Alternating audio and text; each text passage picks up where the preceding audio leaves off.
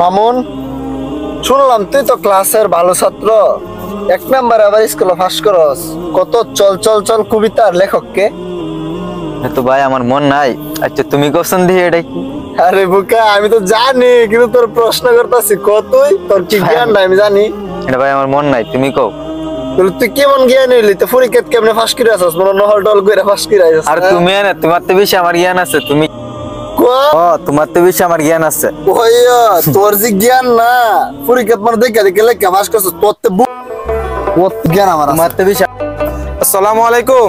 ওয়ালাইকুম আসসালাম। কি নিয়ে তোমরা তর্কতর্কি করতেছো? জ্ঞান নাই লেভেলে বেশি জ্ঞানী হয়ে আছে আমার। আরে বেহেল খা, পরীক্ষার মধ্যে নহল করে ফার্স্ট করছে, এর বলে বেশি জ্ঞান হয়ে গেছে। আচ্ছা দাঁড়াও শুরু করছে ভাই। দাঁড়াও তোমাদেরকে আমি একটা হাদিস বলবো, হাদিসের পরে তোমরা কে জ্ঞানী তোমরা নিজেই বুঝতে পারবা, ঠিক আছে? তাহলে হাদিসটি শুন।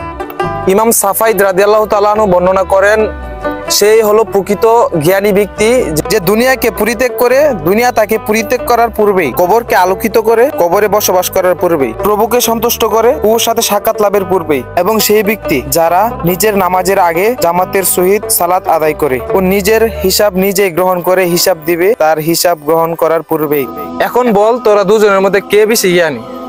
আসলে জ্ঞান আল্লাহর দান, আমরা আসলে ওই জ্ঞানের তুচ্ছ পরিমাণ জ্ঞানও আমাদের মাঝে নেই। আসলে আমাদের ঝগড়া করাটা ঠিক হয়নি। তো ভাই, তুমি আমাদেরকে এই জ্ঞান সম্পর্কে এই হাদিসটি বললে, আমরা তোমাকে আন্তরিক ধন্যবাদ। এবং আমরা এই হাদিসটি জানার পরে আর কখনো জ্ঞান নিয়ে কখনো কারোর সাথে ঝগড়া করবো না, আর বাড়াবাড়ি করবো না, এবং এই হাদিসটি সম্পর্কে সবাইকে অবগত করবা ইনশাল্লাহ। ইনশাআল্লাহ।